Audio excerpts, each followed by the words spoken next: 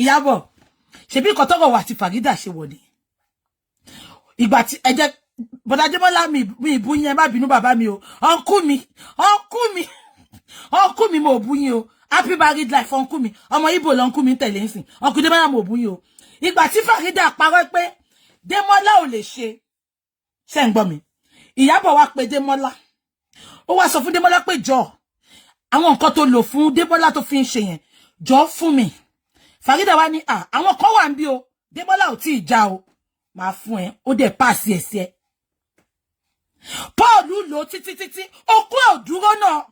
Mélòó gan ló kó Paul tó ń ṣe pé ebi ti lọ́kàn ọkọ náà dá ọkọ ńjọ́ ẹlẹ́dá. Ọkọ ńjọ́ ẹlẹ́dá wọ́n ń pa àwọn ọkùnrin gidi. Ó ń pe Paul lọ́kọ.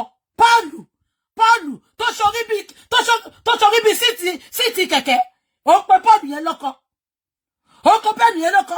Ó ṣe wíìsì bí lẹ́kùn dánfọ́. Ó ń pe Paul yẹn lọ́kọ. Wọ́n pọkọ ń pe Paul lọ́kọ. Ó fẹ́ wá fi Paul ṣàkọsẹ́ mi. Ó sọ fún ẹni. Kò ṣe pé mi láwọn tó wá ń toast mi. Èmi ò ní ìdí ẹni. Not at this time. Not. Èyí orí igi ni àṣekọ ọmọ yẹn ni. Kí ni ọkọ máa sórí. Ìwọ tó wà nú ẹ̀ gan. Ó regret now. Ó lẹ́yìn tó sọ fún náà. Àní mò ń gbé gbogbo chat ẹ̀ bọ̀. Iyabo, wà á ní ò béèrè tó bẹ́ẹ̀. Ṣé o mọ̀ pé satellite mi máa ń lọ kiri ni? Mo dẹ̀ wò pé àìtí débẹ̀. Iyabo, o ti wá sáré. Ìwọ ti kọ́kọ́ gba first baton. O ti fẹ́ ṣáájú mi débẹ̀. Màá wá gbé wọn débẹ̀.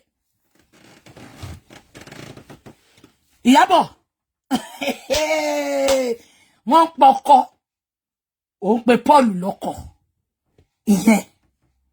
Ìyẹn non-entity yẹn. Àbọ̀ ògbóyìnbó tó ń sọ ni.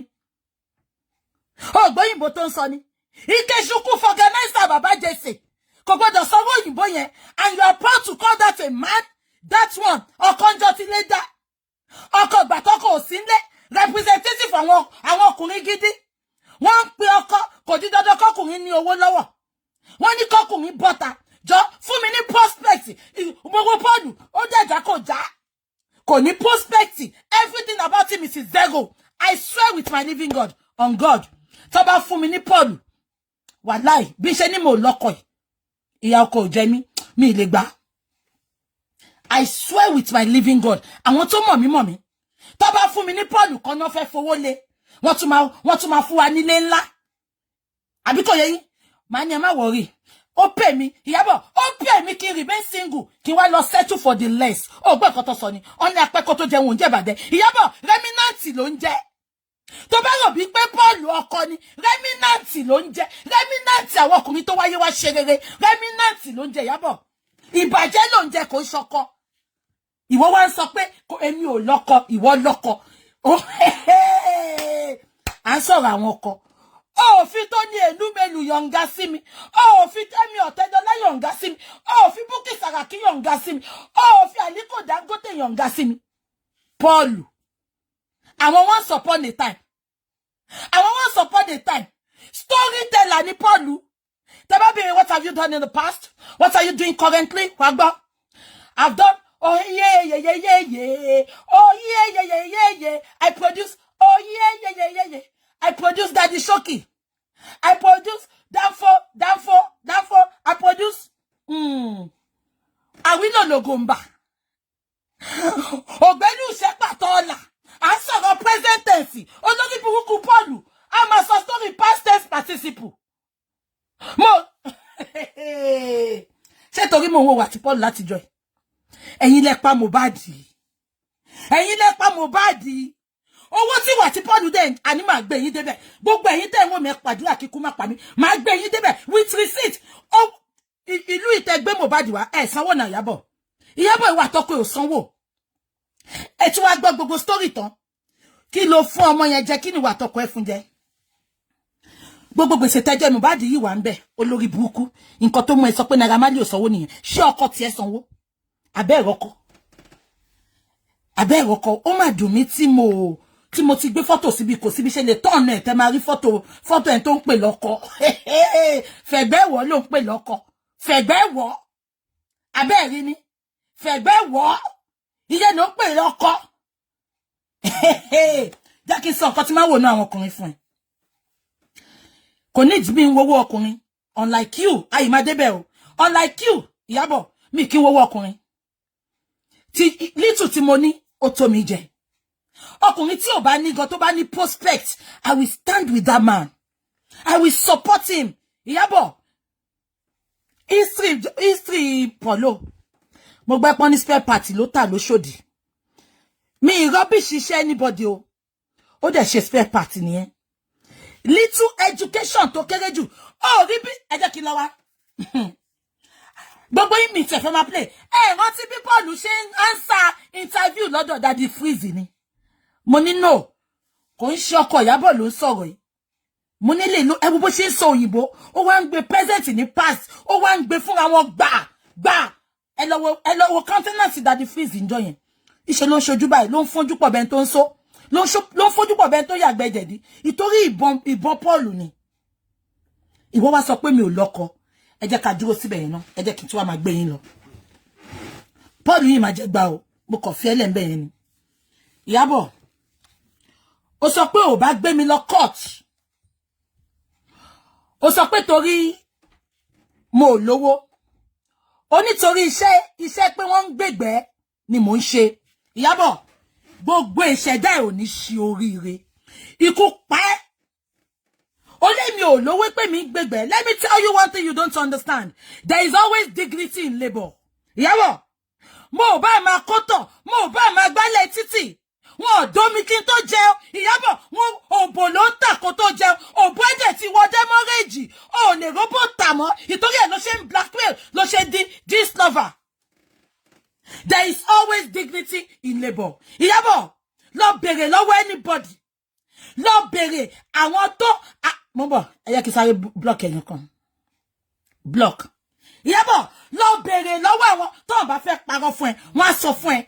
Ọmọ ṣiṣẹ́ lèmi. Iṣẹ́ ọwọ́ mi ò dẹ̀ ní tàn mí jẹ. Ẹ bá mi wá fídíò Dino me láyé. Ibi tí Iyabo ti ń sunkún fọ́kọ́. Ó fẹ́ Bisola Badmus.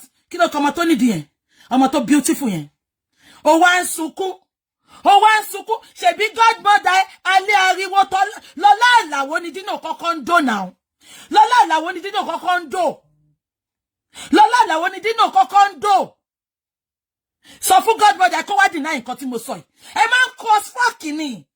Gbogbo yín cross fuck ni. Iyabo, lọ mú bí ṣe bó sọ pé àwọn tó mọ̀ mí dáadáa. Lọ mú bí tó jẹ́ pé ọkùnrin ń bá mi sùn kí n tó jẹun wá. Ó di èwọ̀. Iṣẹ́ ọwọ́ mi tó mi jẹun. Mo bá máa wá gbálẹ̀ ọjà. Mo bá wá máa nùdí. There is always dignity in labor. Oh, bọ́bọ́ ṣe sọ ni.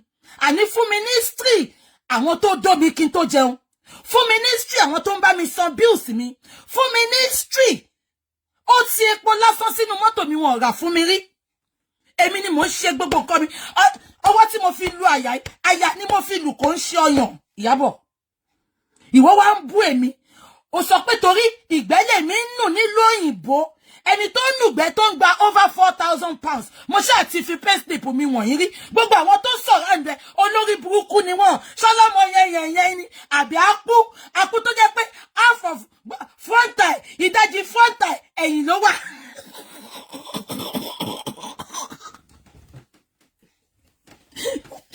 Oh my God. Àbí àpú tó rówó lọ ṣe yín. Gbogbo èèyàn tó lọ sí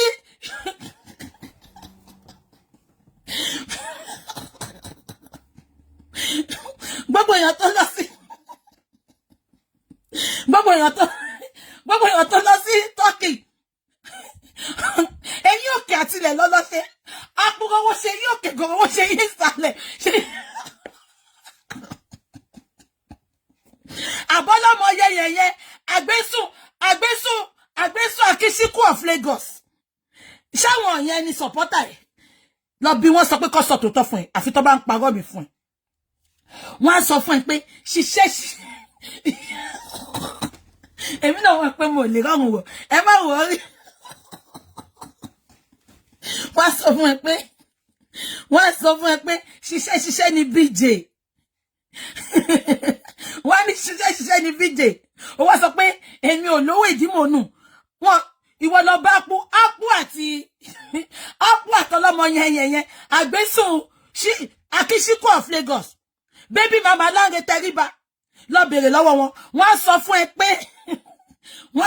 ẹ pé BJ tí mo ti fi payslip mi wọ́n rí tí gbogbo èèyàn rí ṣé tó nùdí tó gba 4,000 plus pounds lóṣù wà wá sọ pé o like iṣẹ́ yẹn àwọn tó surround ẹ ìwọ ló fún wọn lówó oúnjẹ. Oh my God. Onírọ́ ló máa sọ pé jẹ́rìí òun wà ní Sokoto. Mo ti mú payslip mi gbogbo èèyàn ti rí payslip mi lórí social media yìí. Ṣé Iyabo tí o bá rí iṣẹ́ ìgbẹ́ tí mò ń nù yẹn tó ń gba 4,000 plus ẹ bá mi calculate 4,000 plus lówó tà ń sọ́ọ̀sì.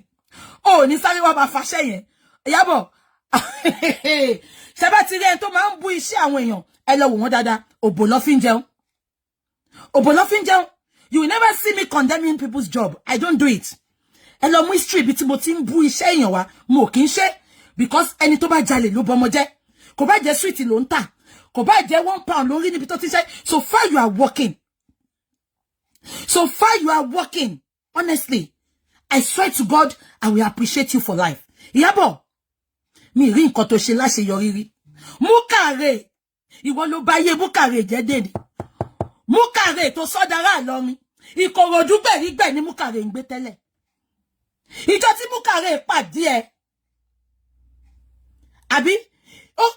àbí kò yẹ ìjọ tí Mukare pàdé ẹ nígbésí ayé ẹ dàrú kò rí bá ti ṣe corona gbégbà mọ́ àrí fíìmù ẹ kọ́kọ́ mọ́ ẹ bá mi pé Kúnlé Alesh àbí Kúnlé kí ló ń jẹ́ náà èyí tó fẹ́ lédì tó jọkùnrin yẹn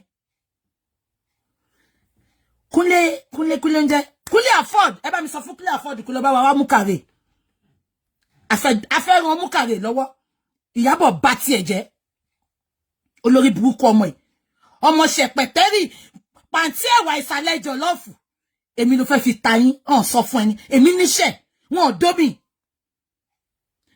ò dómì Iyabo tabaka mẹ́ni méjì mẹ́ta uncountable o lè rí àwọn tó dún ẹ ò lè rí wọn kà tán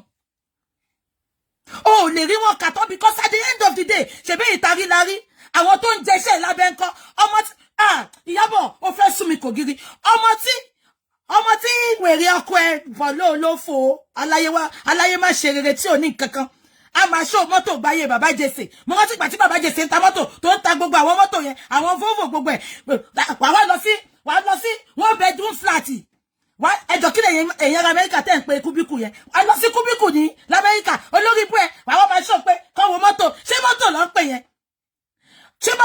àbí mo ti lówó rí àbí tí ẹ dà ṣé mọ́tò ló ń pè yẹn Iyabo àbí mo ti lówó rí tí ẹ dà mọ́tò ló ń pè yẹn olórí burúkú òrógó ológun dàyàdé ẹ ti mọ̀ pé wọn ò fowó tọ́ ọmọ àlè jàtijàti she will settle for anything in trouser kò mọ bó ṣe jẹ́ ìtorí ìjẹkújẹ because you want to meet up your fake life is more expensive than normal life Iyabo ìwọ wá sọ pé mi ń nùdí àní tó bá rí £4,500 gbà lóṣù níbi tó ti ń nùdí yẹn tó bá tí Paul gan bá rí sẹ́yìn á ṣe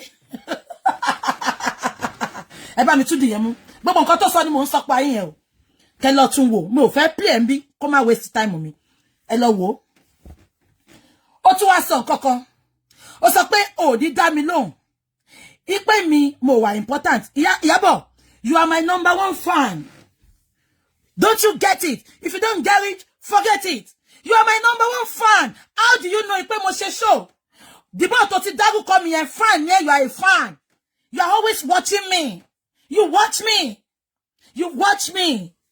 you are a non-entity you are a nuisance nǹkan tí bá bẹ́ẹ̀ múlẹ̀ ìyálà yẹ tó wà lọ́dọ̀ ọ̀run á lọ bèrè tó bẹ́ẹ̀ èmi wọn sọ fún ẹni tó kò mí ò mọ̀ mí ẹni tó mọ̀ mí ò kò mí àfi tí n bá fẹ́ dáyàn lóhùn ṣùgbọ́n ìwọ mi ìgbówó lórí social media kò má rò pé mo fẹ́ fi ẹ́ pawó ṣùgbọ́n nǹkan tí máa fojú ẹ rí wàá lọ bèrè tó bẹ́ẹ̀ wo bó o bọ́nú ẹ̀ ṣó lọ́kì máa dí ọ̀gẹ̀ bí ẹ̀sọ́ ní jẹnẹrétọ̀ wo sórí pọ́ọ̀nù tó ṣé gbogbo yín mọ àwọn àrùn ẹmọ tó bá ń dì wọ́n bá àwọn ọmọdé lẹ́kọ̀ọ́ ṣe rántí torí mo rántí ìyá rẹ̀ mi ó máa ń fún wa lógún àrùn yẹn ẹmọ tó bá ń dì wọ́n mú lẹ́kọ̀ọ́ ẹmọ àwọn àrùn tó máa ń tóbi yẹn bí Paul ṣe rí nìyẹn jati past glory ní computer age dandan ni kó follow ni o te tí wá máa fẹ́ o ti wọ last chance o ti wá lọ fẹ́ Paul ìyẹn display Bentley àwọn wọ́n pariwo Bentley àwọn Bentley antique àwọn Bentley wèrè tó ti park síbí tó ti fi igi shock díẹ̀ ìyẹn ló fi fẹ́ now mo máa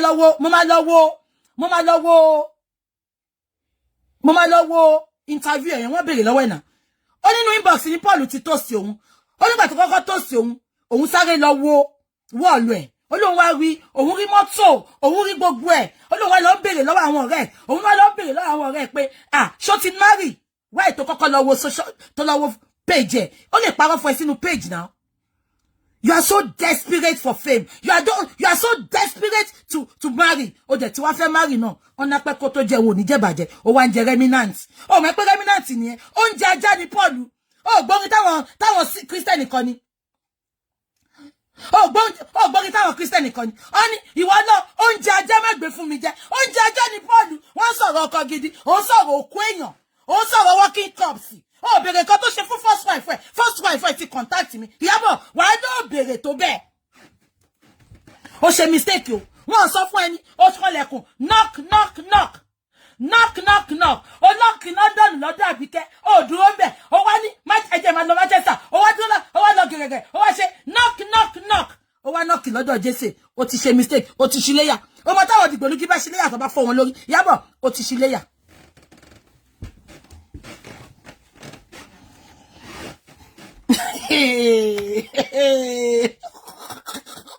No, ṣílẹ̀kùn orí bọ́kọ ẹ ṣe rí ni.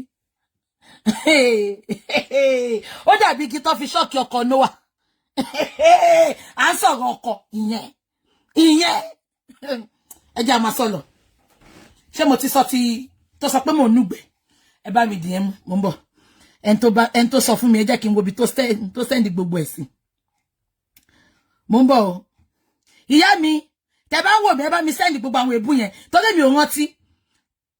Mommy, ìyá mi, ẹ jẹ́ send ẹ̀ sí àwọn màmí tó máa ń send ẹ̀ sí. Ẹni sùúrù. Mo ń bọ̀. Mo tún rántí. Wọ́n sọ pé Fẹlá. Ẹ jẹ́ kí n sọ story Fẹlá yẹn fún yín. Wọ́n náà sọ pé Fẹlá. Ṣẹ́rí Fẹlá yẹn ìlú ìlú wà. Kí n tó after tí mo divorce ṣó ti yé yín ni mo meet Fẹlá.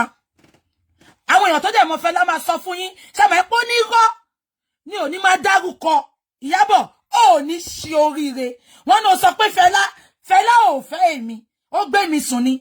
Wọ́n gbé mi sùn wọ́n sọ fún ẹni. I don't do dirty. Mi ṣe ṣìnà. Tó bá kó ní ṣìnà ni mí ni. Má ti lọ́kọ látijọ́ yìí. Má ti lọ́kọ. But number one. Mi like ìlú òyìnbó yìí. Tẹ́ bá ti ń gbé dádì oríṣiríṣi wọlé. Àwọn ọmọ yẹn ẹ má confuse wọn. Ẹni tó bá dẹ̀ ń tọ́mọ kékeré lọ́wọ́, kọ́mọ tó dàgbà. You have to respect your children. You have to do it well. Àwọn ọmọ gan, àwọn ará ìlú òyìnbó yìí wọ́n máa confuse àwọn ọmọ gan. Àgàgà àwọn tó ń tọ́mọ kékèké, gbogbo ọmọ náà máa pè ní daddy, uncle, daddy, àwọn tó dẹ̀ ń dó wọn ni. Àbí kò yẹ Iyabo. Now ṣé wá rí Fẹlá yẹn.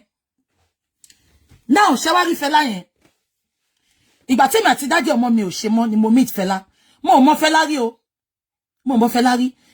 Because èmi kò máa wà láyé tèmi ni. I'm popular in Manchester. Àfihàn tó bá sọ pé ẹni tó bá yẹ̀ṣẹ̀ délé ni ló máa lóhun ò mọ̀ mí. Ṣé ń gbọ́ mi? I am so popular because I'm a social person. Mo ṣẹ̀ṣẹ̀ stop ni. Ṣé wá rí Fẹlá yẹn mi ò mọ̀ because èmi ò ń jáde nígbà yẹn. Ìgbà tó ṣá toast mi mọ̀ rí. Ṣé ń gbọ́?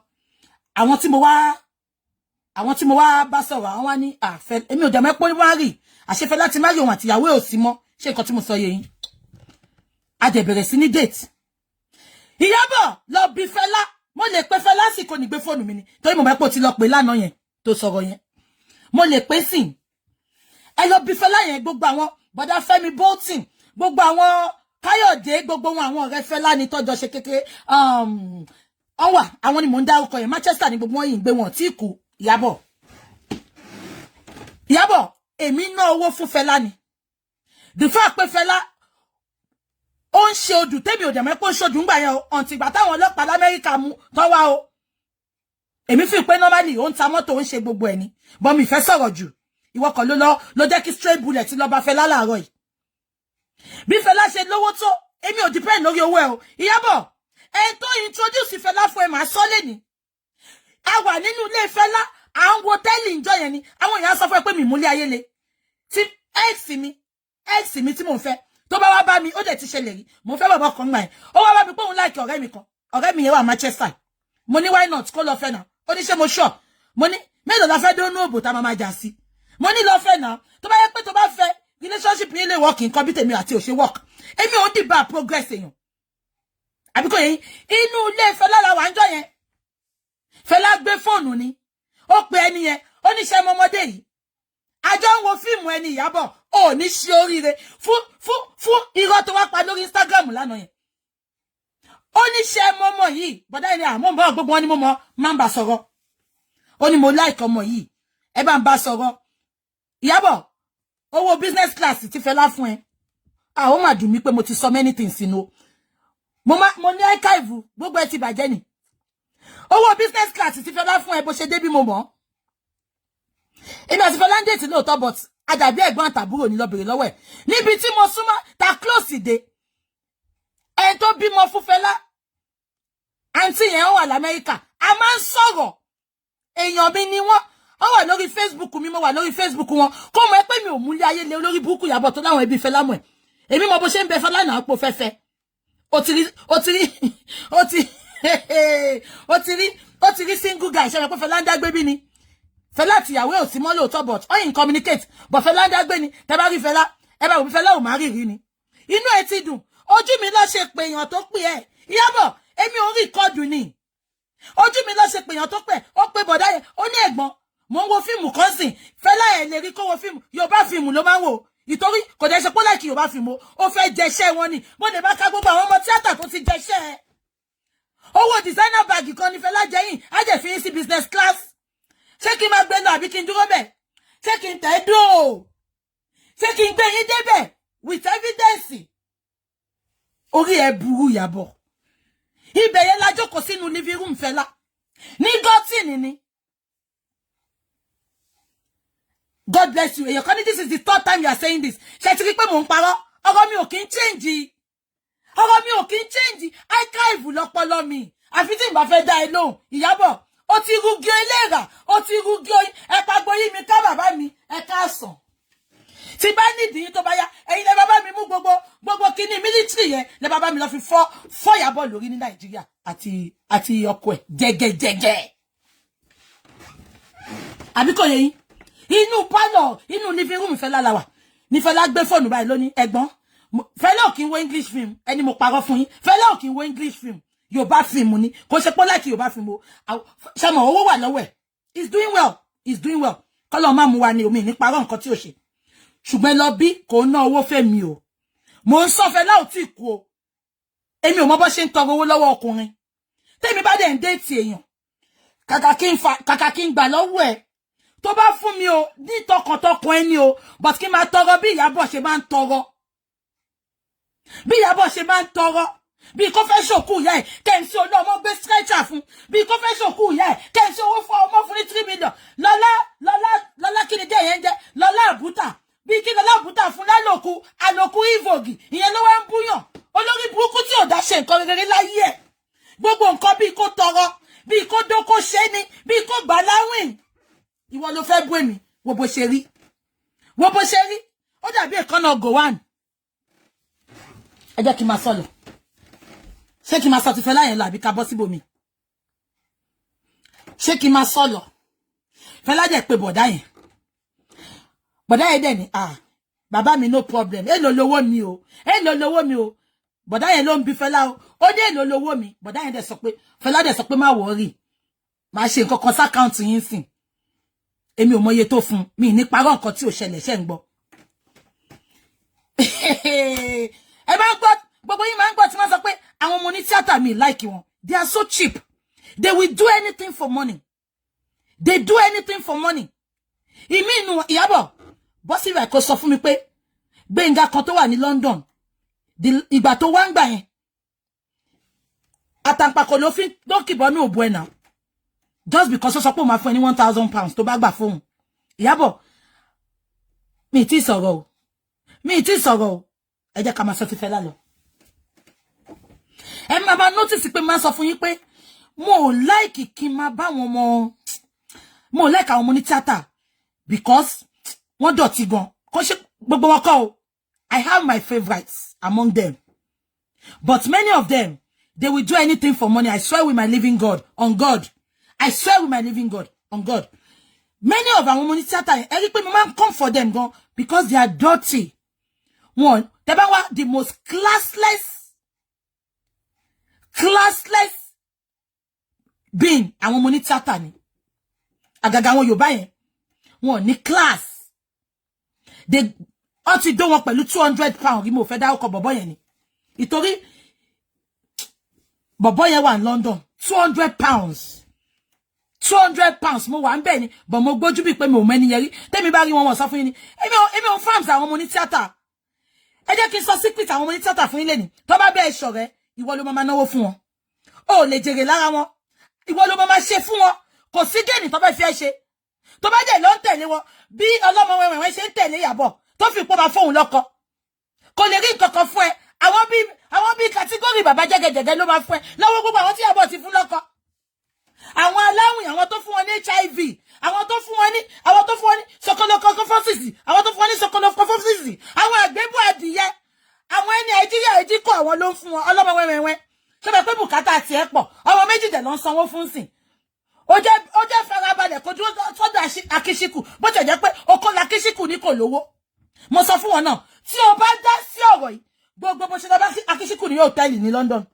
Gbogbo bẹ́ẹ̀ ṣe ń dóra yín. Ṣé bẹ́ẹ̀ pé mo sọ bẹ́ẹ̀ pé mo ní, but èmi mo ní mu síta. Má dá sí. Face front, ọlọ́mọ wẹ́wẹ́wẹ́. Face front. Ẹ jẹ́ kí n máa sọ̀rọ̀. Ṣé bẹ́ẹ̀ pé mo Ìyábọ̀ yìí? Ṣé bẹ́ẹ̀ pé mo Ìyábọ̀ yìí? Bọ̀dá yẹn dẹ̀ pé lóòótọ́. Èmi ò mọ̀ gbà tí bọ̀dá yẹn pé because bọ̀dá yẹn ò sínú ilé Fẹlá o. Fẹlá pé bọ̀dá yẹn ni. Bọ̀dá yẹn máa wọn mo ní tíátà yẹn. Stop calling. Now, me pé mo decline. Common sense. Ṣé ń gbọ́ mi? Bọ̀dá yẹn dẹ̀ pé èmi ò mọ̀ bó ṣe pé ra wọn ṣe nǹkan tí mo sọ yẹn. Ẹ má jẹ́ kí sọ nǹkan tí mo mọ̀. Nǹkan tí mo kọ̀ rí ni pé mo sọ fún pé mi àtàwọn tá èmi àti Fẹlá pàdí ni wá.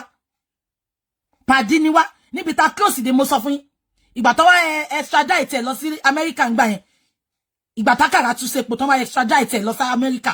Mo sọ fún pé àwọn ọlọ́pàá wá láti America ni wọ́n wá interview mi ọlánú kan àti pọ́lá pé mi ìbá Fẹlá náwó ẹ̀rí gbogbo account mi lọ sí Barclays tán lọ check back to back. Are you for real Ìyábọ̀? Ọbẹ̀dùn tó lẹ́yìn fẹ́ wá jẹ ṣó lórí burúkú nìyá ẹni Ìyábọ̀. Èmi máa ń dúró tọkùnrin tán ni tí bá láìkẹ́ gbogbo nǹkan ayé mi ni máa fi láìkẹ́. Èmi ò dúró tọkùnrin torí owó. What is money? Owó máa tán. Ìwọ sọ pé ìyá Fẹlá mú ẹ ṣó lọ sóńdó ni olórí burúkú ó fẹ́ máa parọ́ fún ọmọ Instagram.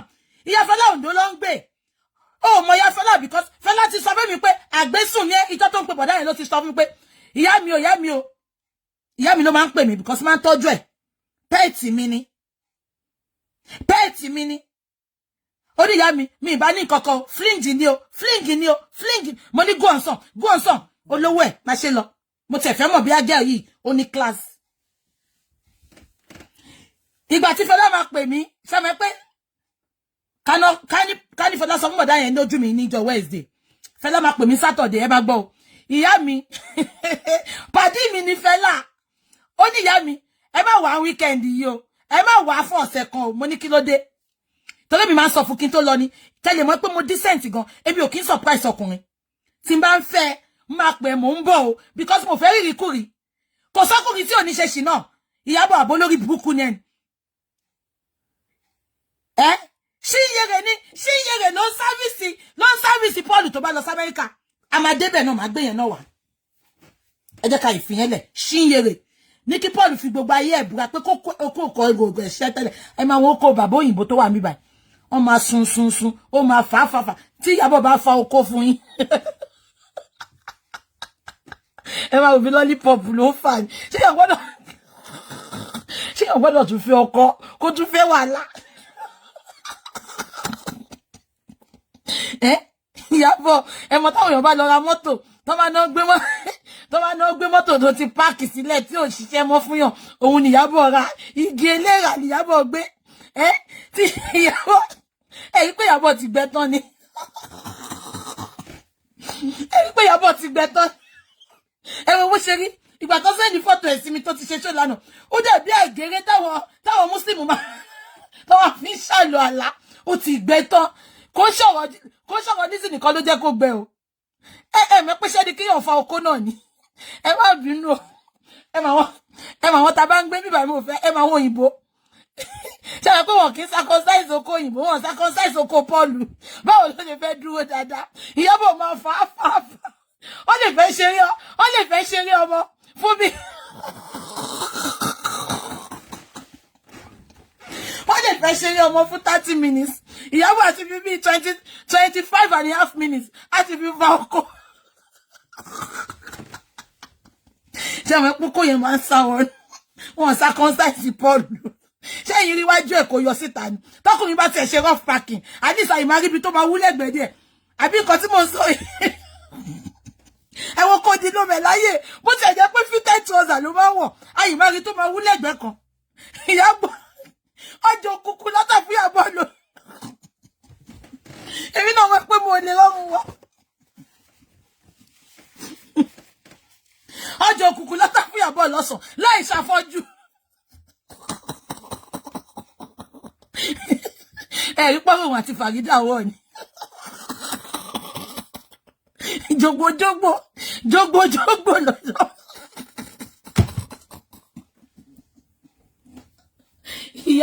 Iyabo iy wèrè ó ṣe parí bí parí ẹ̀sìn ó lóhun iy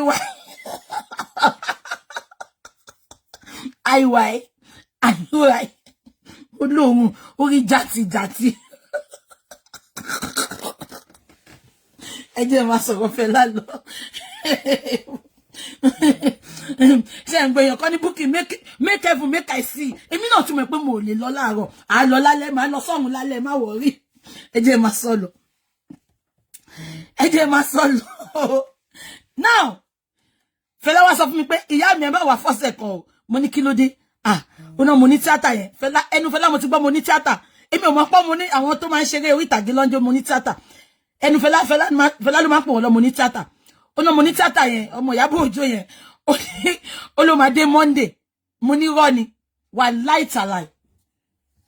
láìtàláì mo fọlọ́n búra wà láìtàláì mo fi Ọlọ́run búra mo fi inú kòtò tí máa tọ́ máa sinmi sí tí n bá kú mo fi búra Monday wọ́n pè Iyabo on Wednesday ó ti dé Monday ó wá sọ́ra ìdí just call my name and I'll be there Iyabo ìwọ wá ń bú èmi tí mò ń ṣiṣẹ́ ọkùnrin kan ò lè pè mí sì máa sọ fún ẹni mo busy mò ń ṣiṣẹ́ mo ò mọye tó lè fẹ́ fún mi no because mo ò lè jẹ́ kó sì règún sí mi lórí mo ò mọye tó lè fẹ́ fún mi máa sọ fún ẹ pé mo ní timetable mo níṣẹ́ bí a ti bá wà lọ́lùdé àwa lè ríra Iyabo sọ́ra ìdí just call my name and I'll be there wọ́n pè ẹ́ níjọ́ Wednesday ó ti dé Monday ẹ wá bá mi bí Iyabo mo sọ fún yín pé mo sọ fún yín tí n bá ń date yín this is me I love cooking mo bá ń dáná gan ẹ wò mo ti dáná lánàá nsìn mo ṣe ẹ̀fọ́ rírò mo ṣe fried rice tí màá máa gbé lọ síbi iṣẹ́ àwọn nǹkan tó wá kù nínú fridge some of it mo kó báyìí mo kó rẹpẹtẹ mo ti lọ gbé fún yàn lọ́sàn yìí ọ̀nà ẹ̀jí sọ́dọ̀ mi o kẹ́lẹ̀ mọ̀ pé oúnjẹ máa ń pọ̀ nínú fridge ó máa ń pọ̀ mo máa ń fi wọn gbogbo yìí náà ṣe bẹ́ẹ̀ máa ń rí kí ni wọ́n fẹ́ fàyọ mo like oúnjẹ gan kí máa dáná is my hobby is cooking I love cooking so mo máa ń dáná fún àní ẹbí àwọn Káyọ̀dé ẹbí Fẹ́mi Bolton stray bullet títí bá wọn lọ́sàn yìí ẹ pé wọ́n kẹ́ béèrè lọ́wọ́ wọn á sọ fún yín ọmọ adìẹ pé gbogbo wọn kẹ́ bí wọ́n á sọ fún yín freezer America yẹn ni Fẹlá ń lò ṣé máa wọ́n abọ́ 3 litre yẹn oríṣiríṣi oúnjẹ máa kúnnú ẹ̀ oríṣiríṣi oúnjẹ máa kúnnú ẹ̀ tó máa stock sínú freezer inú fridge ẹ ti máa American fridge tó ní double door yẹn òun ló ń lò ń gbà yẹn ṣé nǹkan tí mo sọ yẹn ẹ bì Iyabo ẹ pé gbogbo oúnjẹ tó bá ń bẹ ṣé ó bóúnjẹ bẹ àbí kò bóúnjẹ ń bẹ olórí burúkú ẹ tí bá fẹ́ poison ẹ máa ti poison ẹ náà èmi ò mọ ìyá ẹ̀rí náà èmi ò kó ẹ̀jẹ̀ náà orí mi ń bẹ̀ ń dọ́yà bó orí mi kò ń ṣe jọ́ tó dé ọmọ ò lè parọ́ o ìjọ Monday ló dé àbí kò yé ìjọ Monday ló dé Iyabo ṣé ká máa gbé lọ bẹ́ẹ̀ ó dé ní Monday ṣé ń gbọ́ mi ìgbà tó dé ní Monday meanwhile ṣe mọ̀ pé obìnrin náà lámẹ̀bọ lọ́wọ́ ìgbà tó di bí 7 mo ní bàbá mi ṣàlejò yín ti dé ó ní òun ti fẹ́ lọ gbé nsìn ó ti wà ní Manchester airport iy fobojẹ of Africa cancer to Yoruba race ìwọ ni cancer to ìwọ ni you are cancerous to Yoruba race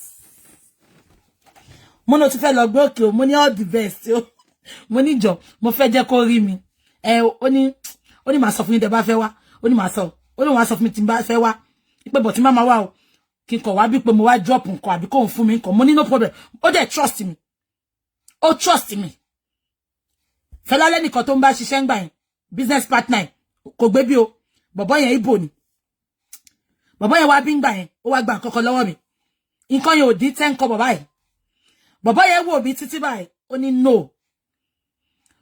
òun ò rírú mi rí láyé mi fẹ́ fi gbogbo ẹnu sọ̀rọ̀ ó lóun ò rírú mi rí láyé mi ó ní òun gba gbogbo kíní lọ́wọ́ mi 1 POD ńbẹ̀ àwọn ọ̀rẹ́ Fẹ́lá mọ̀ nǹkan tí mo sọ yìí Fẹ́mi Bolton mọ̀ 1 POD ńbẹ̀ for 2 weeks ní kíní yẹn fi wà lọ́wọ́ mi 1 POD ńbẹ̀ mo lè gbé kíní yẹn náà kí n block everybody wọ́n lè bí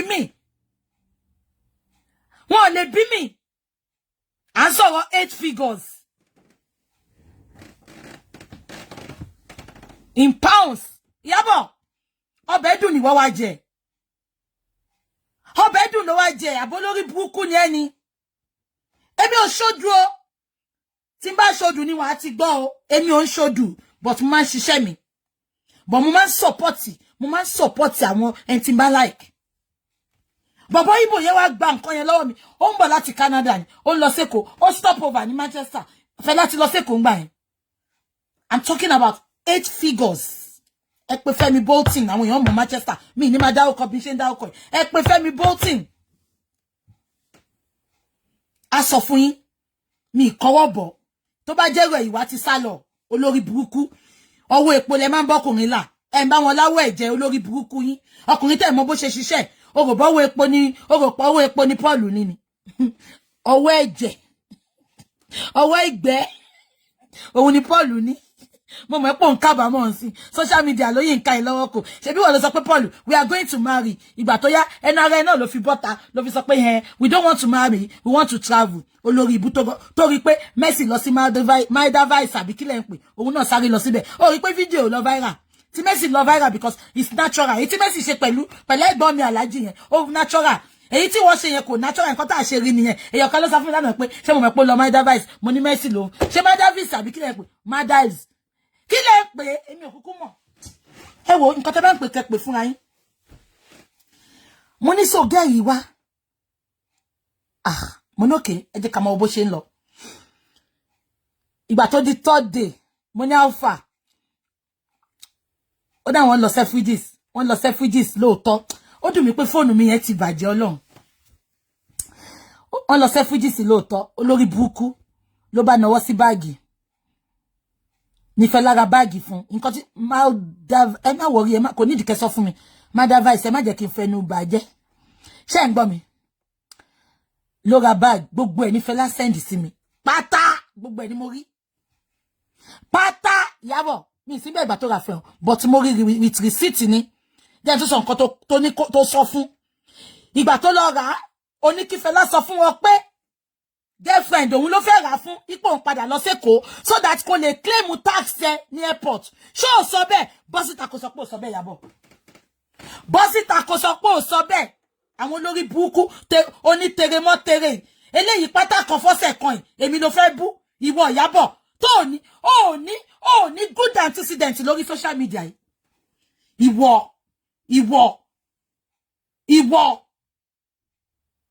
ìwọ the only designer bag tó ní láyé nìyẹn gbogbo any designer bag tẹ́ bá rí lọ́wọ́ ẹ̀ fake ni as in fake from the pit of hell. Àwọn báàgì Turkey èmi ni wọ́n fẹ́ fi pa the one and only designer bag tó ní láyé Fẹlá ló rà fún ẹ náà níbi tó wó ká ẹ lára dé àdó sọ fún ni ìgbà táwọn yẹn ní receipt ó ní Chris Fẹlá sọ fún wọn pé girlfriend òun ló ń lọ sẹ́kọ̀ọ́ ipò òun rà fún ni pé gift ni ṣe ẹ̀yin tẹ́ máa ń travel tẹ́ bá sọ pé gift ẹ bá ra nǹkan bí gbogbo ticket yín gbogbo receipt yín ẹ lè gbà padà airport wọ́n máa fún yín ní wọ́n máa refund tax yẹn fún yín tẹ́ bá mọ̀ kí n sọ fún yín lẹ́yìn yes Fẹlá wá sọ pé wọ́n wá kọ sí pé ṣe mo visitor ni so ó ní tó go máa claim tax yẹn àbí kò yé yín bó ṣe bí Fẹlá ṣe do nìyẹn o ṣé mo sọ fún yín pé dé ní Monday ìgbà tó di Thursday Fẹlá wá text mi pé ìyàwó ti ń lọ wà láìtàláì mo ní Fẹlá mo fẹ́ rí sójú mi mo ti gbà pé ọmọ ìwáṣẹ̀ wà láìtàláì on God mo ní Fẹlá ló ti lọ mo ní má ti jẹ́ kó lọ mo fẹ́ rí jọ ó ní kí bá David kí ni máa sọ èmi náà nice mo mọ̀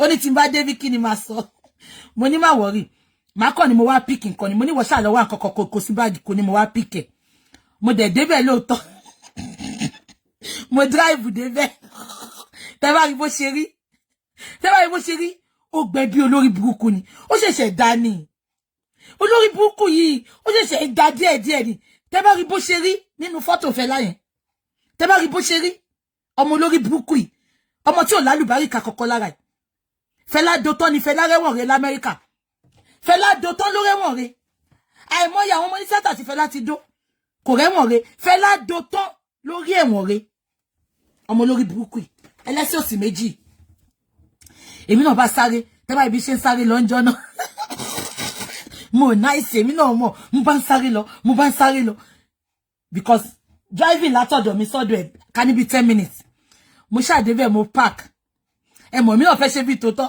mo fẹ́ tètè lọ sínú ilé kó má fi pé mo wá wo òun Fẹlá ní kí n má jẹ́ kó mọ̀ pé bí mo wá wo òun o meanwhile wọ́n ti wà nísàlẹ̀ ní lounge ní sitting room Fẹlá bí ṣe park mo wá pè mo ní hello bàbá mi ṣé ẹ wà nílé because àwọn ọ̀rẹ́ náà máa wà nílé ó máa ń fa àwọn ọ̀rẹ́ sínú ilé ó máa ń lọ mo ní ṣé wà nílé ó lóun wà nílé kí n máa bọ̀ pé àwọn ti fẹ́ jáde náà ẹ máa gbọ́ ó dá ti fẹ́ jáde mo fẹ́ lọ sí airport mo pé Àfẹ́lá ò parọ́ bí ṣe kọlẹ̀kùn nìyẹn olórí burúkú tó lọ ṣe bẹ̀ ní sàǹsìn tẹ́ bá rí eyín ẹ̀ tó ń bú eyín tèmi eyín ẹ̀ wọ́n sì ju eyín mi lọ wèrè yìí mo rí life and direct ni kò sí filter kò sí phone ẹbí pé ṣé kò rí mi ó lè má rántí mi mọ́ náà ṣe pé àwọn tó ti lọ jídó káàkiri ìlú òyìnbó wọ́n pọ̀ ó lè má rántí mi mọ́ ṣé ń gbọ́ mi bí ṣe wọlé nìyẹn mo ní hello ẹ mọ̀ ó ti ń feel bí pé kí n sọ pé ha mo mojú yìí tẹ́ bá rí ebi kẹrẹ tó bá fẹ́ sọ pé wọ nǹkan máa rọ́bìṣì ẹ̀ máa ṣe bẹ́ẹ̀ tí ò rí ẹ̀ máa wọlé bẹ́ẹ̀ tẹ́gbẹ̀ ń dùn mi ìfẹ́ kó ló ṣì èèyàn ni bí ṣe wọlé mo ní mo ṣàkí gbogbo àwọn ọ̀rẹ́ Fẹlá tó wà ń bẹ̀ mo kí gbogbo wọn Fẹlá ò dáa ó pe gbogbo àwọn ọ̀rẹ́ kan lè wá wo wèrè ni ó pé ẹ̀ ń tẹ́ ń pọ́nlé ìsín social media ló jẹ́ kẹ́ máa rí gbogbo wọn one on a good day nígbà yẹn gbogbo yín ṣe mọ̀ bẹ́ẹ̀ ẹ jẹ́ ká sọ tòótọ́ ṣe pé ẹ̀ kí ń rí gbogbo wọn lójúkorojú ṣe pé ẹ̀kẹ́ máa ń rí wọn lókèrè ni ṣó ti yé yín so bí ṣe wọlé mo ní mo wá gbé báàgì tẹ́ sọ pé kí wá gbé yẹn ni èmi náà bá ń lo mi nice èmi náà mọ̀ èmi mo lè ṣe pàdé ọkọ mi gan kó wá gbóbìnrin wọlé kí ló kàn mí kí n tèmi tó bá ṣáà ti gba bẹ́ẹ̀dì lọ́wọ́ mi mélòó lẹ fẹ́ dónú oko tẹ́ máa ní kílẹ̀ máa mọ̀ tẹ́ máa jà sóko oko mi ni o ọkọ mi ni o tẹ́ máa lọ máa bóbìnrin jà kí ni nǹkan náà èmi ò tiẹ̀ kúndùn oko náà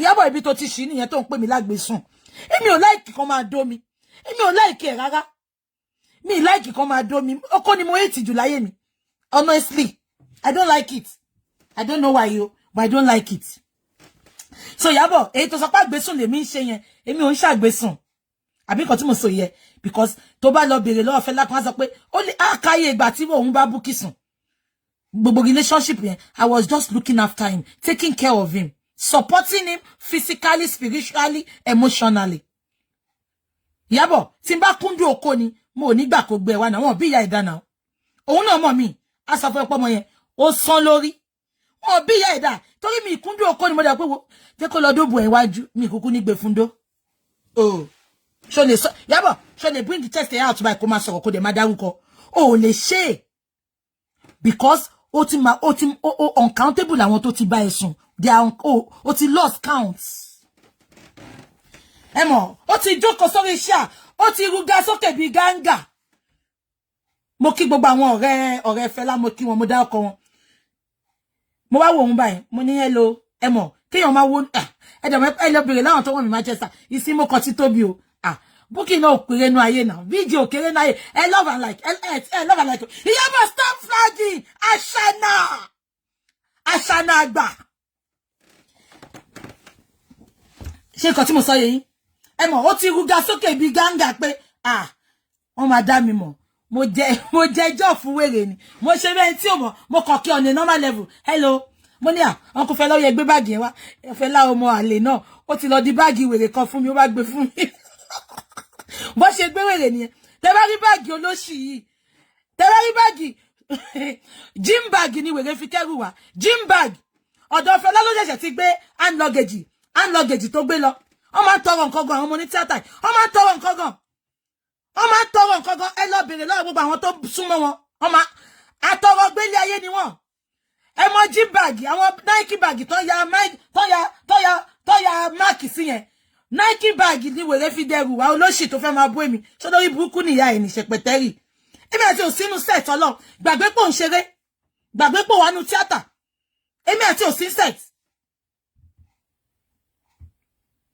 ẹ jẹ́ ká máa sọ lọ ìyẹn ni ti Fẹlá yẹn so Iyabo ìyá Fẹlá ò mú ẹ o ìyá Fẹlá ò wá sí Èkó rí ó dẹ lọ sóńdó because Fẹlá sọ fún mi àgbésùn ló fi ẹ ṣe náà follow up mọ́ lẹ́yìn ìgbà yẹn náà you were really desperate for him to settle down with you, which I know. You were really so desperate. You were desperate. But Fẹlá tó bá ti jẹ́ṣẹ́ lẹ́ẹ̀kan ẹ̀mejì ó ti bẹ̀ fún ẹni náà. Olóṣì ọmọ. Ó ń pe Fẹlá ní ẹ̀ṣẹ̀. Fẹlá ń ṣe ẹ̀ṣẹ̀. Fẹlá dúró ó dẹ̀ fún ẹni designer bag ẹyọ kan. Ó dẹ̀ fún ẹni business class. Gbogbo nǹkan tẹ́rí tó máa ń fi ṣe show off tó ń jọwọ́ lójú yẹn. Ìtorí social media ti ń sanwó fún wọn nísìnyí o. Ìgbà tó ń ṣeré tíátà tẹ́ bá rí wọn nu first class second class àwọn big boys ìlú ìlú ń rà fún wọn o nǹkan tó fi ń dó wọn nìyẹn o ẹ jẹ́ ká máa ka fìyẹn lẹ̀ mo ń bọ̀ o tún wá sọ yẹn tán now Iyabo jẹ́ kí n bẹ̀rẹ̀ láti ọ̀dọ̀ ẹ ó sọ pé o ṣe nǹkan kan Iyabo alábòsí ni ẹ you are evil you are a devil ìtorí ẹ̀ ló ṣe rí bá ti ṣe ló ṣe rọ́nà gbégbà let me be counting it for you maybe you have lost count wo gbogbo àwọn tẹ́jọ́ bẹ̀rẹ̀rẹ̀ èyí tí ò ṣeré tíátà mọ́ ó làlùyọ bí a níbi iṣẹ́ politics bóyá níbi iṣẹ́ ó ń ṣe business Iyabo láti àárọ̀ dálẹ̀ ó lu àlùyọrí ìtorí you are evil you are a devil jẹ́ kí n bẹ̀rẹ̀ láti bí báyìí.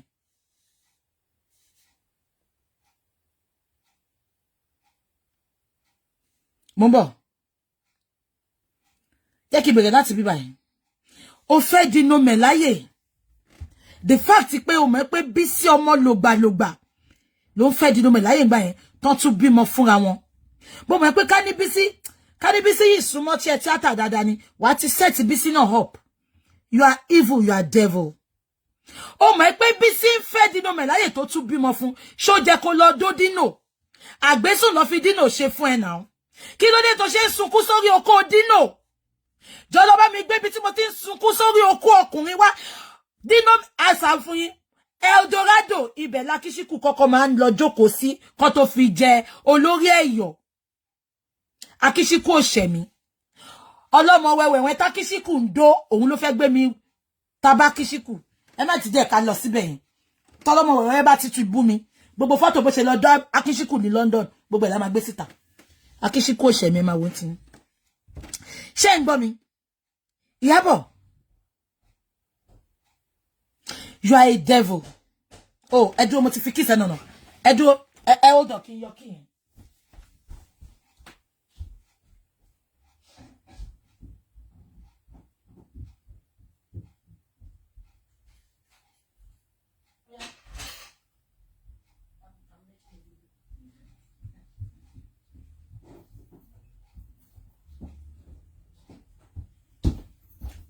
ń ṣe mí ò ń gbà mí tó bá ṣá fẹ́ do Iyabo ìwọ ṣá flaunt bó jẹ́ pé o máa lọ yá nǹkan yẹn gan ni ṣá flaunt ẹ̀ ṣé ń gbọ́ mi bọ̀bọ̀ tó mú tó sọ pé ó ṣe fraud ní Amẹ́ríkà yẹn Iyabo bọ́ta kó wá fi gbogbo ayé ẹ̀ búra pé kò do ẹ ó fẹ́ dó bọ̀bọ̀ yẹn náà bọ̀bọ̀ yẹn ò gbà fún ẹni ìtorí ẹ̀gbà tí bọ̀bọ̀ yẹn fi bú gbogbo àwọn celebrity ẹ̀ pé Iyabo ló sáré bọ́ta tó sáré bu ni aggression ni aggression tó ti ní fún bọ̀bọ̀ yẹn ni ó lọ sí Dubai náà ó fẹ́ rí bọ̀bọ̀ yẹn náà wọn ò jẹ́ kó rí ní náà Iyabo bọ́ síta kó wá debunk mi ò ní ṣe oríire àbúwèrè ni ẹni mo sọ fẹ́ pé satellite mi kò sí gbogbo ibi tí ó dé kí ló kọ bọ̀bọ̀ yẹn Ramoni ìgbàlódé Ramoni kí lórúkọ ọmọ bọ̀bọ̀ yẹn náà kí lórúkọ bọ̀bọ̀ yẹn Ramoni ló ń jẹ́ Ramoni gangan lórúkọ ẹ̀ tó ń mú ní Dubai tó ti wà l'Amẹ́ríkà ń sìn wọ́n extradite lọ sí Amẹ́ríkà lórúkọ bọ̀bọ̀ yẹn o Hush Puppy thank you Iyabo bọ́sítà kó sọ pé Hush Puppy rí náà ó lọ sí Dubai náà ó fẹ́ rí Hush Puppy àwọn tó bá sọ̀rọ̀ pé ó fẹ́ meet bọ̀bọ̀ yẹn mo mọ̀ wọ́n náà ó fẹ́ meet Hush Puppy kò soft fẹ́jà fún ẹni ṣé gbogbo ìwé pé Hush Puppy máa ń ṣakọ ìbínú yẹn ló fi bú ṣó dárúkọ ẹ̀ ń gbà yẹn ni kò dárúkọ ẹ̀ náà bó ṣe bọ́tà náà ni tó ṣe ṣó fún tó sọ pé ó ń bú gbogbo àwọn èèyàn pé wọ́n ń gbé fake bag Hush Puppy dárúkọ ẹ̀ ni ó bọ́tà ó sáré bú náà because ìgbà tó lọ sí Dubai ó fẹ́ jẹ́ iṣẹ́ Hush Puppy ò gbára lẹ̀ fún ẹni náà ìwọ ló wá fẹ́ máa bú èmi ìwọ you are classless you are tasteless you are every shade of infidelity if infidelity was a name ìwọ ló jẹ́ kó máa pè bẹ́ẹ̀ you are never loyal to anybody wá gbé Bible kó wá búra pé àtijọ́ tó ti ń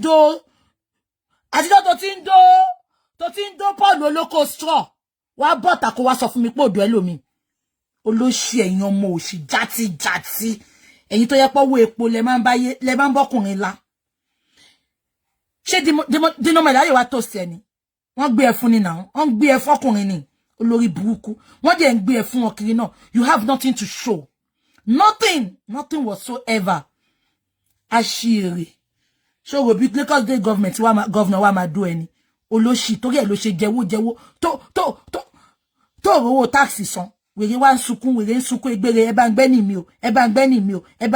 mi o ọmọ òṣì játijàti ọmọ burúkú ọmọ àlè ọmọ tẹ́nìkan ò bí ìkà ló ń kà ẹ́ náà ó láṣeyọrí wo Fúnkẹ́ Akíndélé wo the likes of Mercy Aigbe ẹjọ́ bẹ̀rẹ̀ ní náà they are still topping the charts wo gbogbo àwọn ọkùnrin náà ọmọ Bello Múyìwá Adémọ́lá gbogbo wọn ẹjọ́ bẹ̀rẹ̀ ní náà they are still topping the charts ó dànù bí omi ìṣanwọ́ ni because you are evil your heart is dark you are every shades of evil ó mọ̀ pé Bísí ló bímọ fún Dino Melaye wá ètò tún lọ tẹ́bò lẹ̀ fún wá ètò lọ tẹ́ òbò lẹ̀ fún Dino Melaye ò dẹ̀rẹ̀ empathy kó wá tó sẹ́nà wá ètò ṣe ń sunkún fọ́kọ́ Dino Melaye àbẹ́ jẹ́ ká play ni ẹ bá mi jù ẹni tó bá ní kó bá mi jù mo ń bọ̀ ẹni tó bá níbi tí Iyabo ti ń sunkún fún Dino Melaye ẹ bá mi jù mo ń bọ̀ òun ni stop denying me in public ẹ jẹ́ kí n play fún yóò dàbẹ́ yìí kan ti gbàgbé Iyabo gbébi tẹ́bi ti ń sunkún fọ́kọ́ ọkùnrin jáde onídọ̀tí ọmọ àlè Paul á mú ẹ sọ́dọ̀ ìgbà tí Paul wẹ́ tó bá bóun sọ́ọ̀kì okó òun bí straw bọ̀. O máa ní ìfọ̀kànbalẹ̀ o lè ní gbogbo nǹkan kí rẹ̀ máa dùn kalẹ̀ o lè ní gbogbo nǹkan kí ayé máa jẹ́ láwọn lọ́tún lọ́sìn ní gbogbo ní rabaraba obìnrin ní ògbọ́dọ̀ ṣe tó o bá mọ̀ yẹn wọ̀nyí ni bèrè láwọn tó ń ṣe àdúrà fún ẹ tó bá ní wọn lọ́wọ́ ọlọ́run tó máa ń ké pé kó o sì yẹn kó rẹ̀ kó bí dáadáa sọ fún ẹ obìnrin ló láyé ògèlè máa ṣe obìnrin. Ìwọ́n sọ fún àwọn ọmọ wa àtàwọn gẹ́sẹ̀ ìṣẹ́ ọ̀gbọ́ ọ̀rọ̀ bá ló díjà wọn báyìí ṣé ń gbọ́. ṣe rí pé obìnrin ló díjà wọn lẹ̀.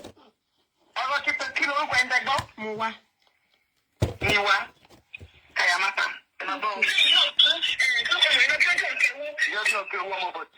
bí ọjọ́ ọ̀kẹ́ owó. Ìyàbọ̀ ní kú ni. ṣùgbọ́n ṣé ń gbọ́. nínú dídè ni mo jókòó. mi ìkọ́lé kàbàdà yìí. kí lè ní ṣe ọmọ bẹ́ẹ̀. èyí ṣe ọmọ tẹ̀lé rọ́bì ṣe o. wọ́n á sọ fún mi pé gbogbo ọmọ ló gbọ́ ọ̀rọ̀ jésù.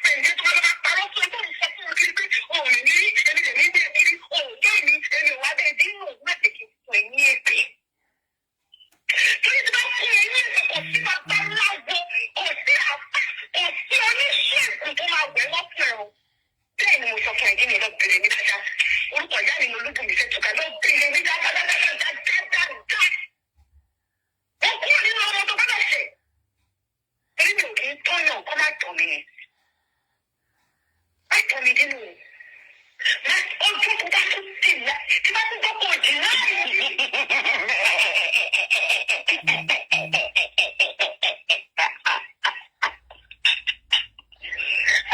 Ẹ máa láìkí gbé burúkú bẹ́ẹ̀ ṣe dákẹ́. Ẹ wo ọmọ fẹ́ ké pàápàá mú mọ́ra ni. Ẹ máa pè é lọ. Ìyàbọ̀ kan kẹ̀ kí n bá yé òun jẹ́ ẹ̀.